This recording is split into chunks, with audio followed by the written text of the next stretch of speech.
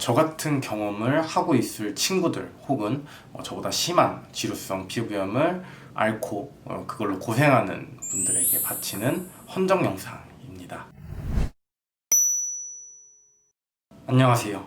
당신을 위한 솔직한 의료정보 미소로드. 저는 전주 미소로 안준입니다. 머리가 막 간지러워. 긁으니까 막 시원하더라고요. 근데 긁고 나서 머리를 막 이렇게 털었더니 비듬이 떨어지는 거예요. 밝게 돌아다니기가 좀 그래서 모자를 쓰고 다녔어요. 그렇게 며칠이 지나고 나니까 또 멀쩡해지는 거예요. 제 경험인데요. 제 두상 때문에 모자를 쓰면 약간 좀 바보 같거든요. 근데 사춘기에 비듬이 떨어지니까 도서관 가는 게 너무 부끄러운 거예요. 비듬보다는 그래도 바보 같은 게 낫지 않나 해서 모자를 쓰고 다녔었습니다. 모자를 쓰고 다니면 또 급하게 가려워져요. 근데 또 긁으면 비듬이 떨어지잖아요. 그래서 못 긁고 참고 그랬었어요. 한 14살, 15살 때. 이게 그때는 내가 지저분해서 그런 건가 보다 하고 막 머리를 하루에 3번, 4번씩 감고 그랬었는데 알고 보니까 지루성 두피염, 지루성 피부염이라고 불리는 질환이더라고요. 지루성 피부염은 피지가 많이 분비되는 얼굴이나 두피에 잘 생기는데 사춘기에 호르몬이 왕성한 시절 피지가 많아지니까 그런 현상이 생긴 거였어요. 오늘은 저 같은 경험을 하고 있을 친구들 혹은 저보다 심한 지루성 피부염을 앓고 그걸로 고생하는 분들에게 바치는 헌정 영상입니다. 지루성 피부염이 뭔지, 어떻게 관리해야 하는지, 한의원에서는 치료를 어떻게 하는지 얘기해 볼게요.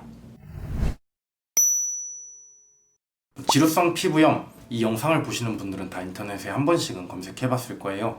그럼 아까 얘기한 것처럼 피지 분비가 많아져서 이마, 얼굴 부위에 발생하는 습진성 피부염이다 라는 설명이 나오죠. 근데 또 원인은 확실히 안 나와요. 확실히 밝혀지지 않았다 라는 전제가 붙으면서 피지 분비의 이상, 스트레스, 면역력 저하 이런 게 원인이 될 수 있다 라고 얘기합니다. 참 답답하죠. 나 원인을 알고 그 원인을 해결해서 완치를 하고 싶은데 정확한 원인이 없다니. 한의학에서는 상체에 열감이 쌓이는 걸 지루성 피부염의 원인으로 봅니다. 몸은 음양의 조화, 한열로 표현하면 한열의 변화, 이런 것들. 근데 이렇게 말하면 너무 철학적이니까 쉽게 풀어보면 자연에서 따뜻한 공기는 위로 올라가고 시원한 공기는 아래로 내려가요. 그래서 에어컨이나 선풍기를 위쪽 방향으로 하는 것이 좋죠.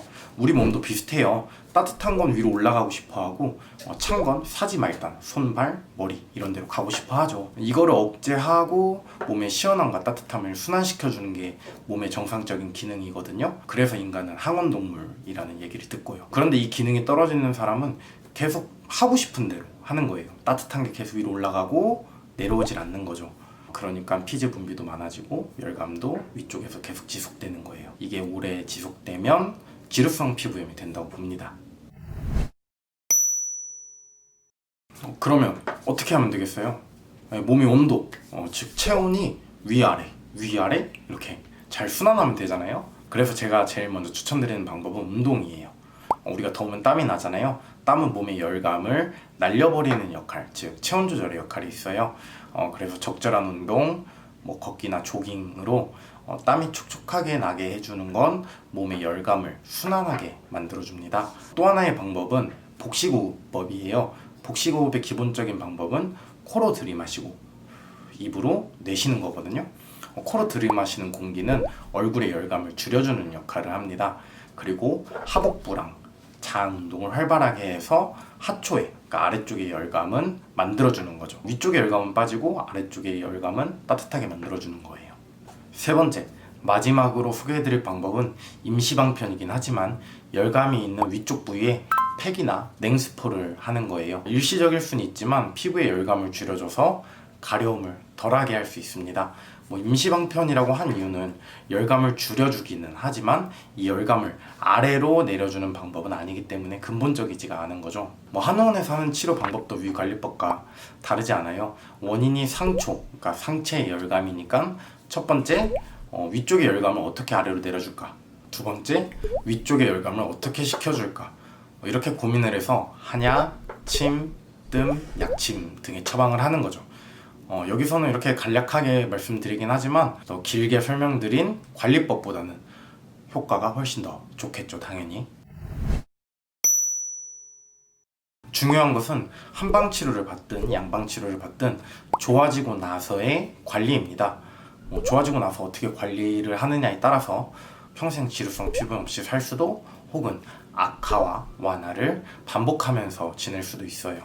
한 피부과 의사는 방송에서 그래도 지루성 피부염 환자는 복을 받은 거다 생각해야 된다 이렇게 얘기했다고 합니다. 이게 무슨 소리냐 하면은 내 몸에 안 좋은 부분이 티가 바로 나는 얼굴이나 머리 부분에 생기게 되니까 내 면역력이 떨어졌구나, 내 몸이 어디가 안 좋구나 이렇게 생각하면서 관리할 수 있기 때문이라는 건데요. 심해지기 전에 관리, 그 다음에 좋아지고 나서의 관리, 이 관리에 신경 쓰면 좋겠습니다. 오늘 내용이 도움이 되셨으면 좋아요와 구독 그리고 알람 설정 부탁드려요. 그리고 알고 싶은 의학 정보나 궁금한 점 아니면은 고민 있다 이러면 댓글로 남겨주세요. 그러면 그 부분에 대해서 영상을 찍어서 궁금증을 해결해 드리도록 하겠습니다. 그때까지 안녕.